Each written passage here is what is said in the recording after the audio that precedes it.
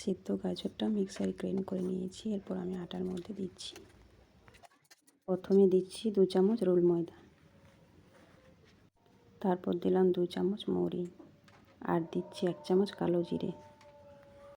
এরপর দিচ্ছি 2 চামচ চিনি, আর দিচ্ছি আমুল দুধ 2 চামচ। তারপর দিলাম 2 চামচ নারকেল গুঁড়ো, আর দিচ্ছি বাদাম 2 চামচ। এরপর দিচ্ছি সামান্য এলাচ।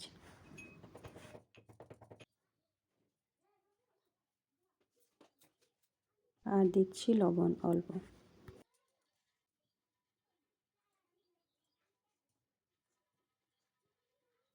আর দিচ্ছি ফরচুন তেল 1 চামচ।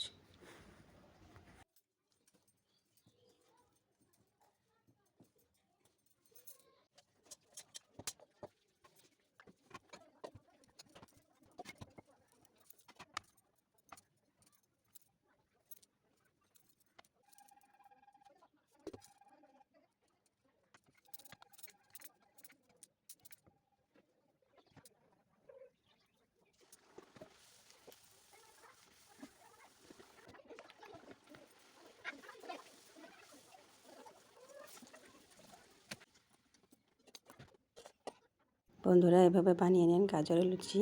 এটি খেতে খুবই টেস্টি। অবশ্যই সাবস্ক্রাইব করবেন চ্যানেলটিকে।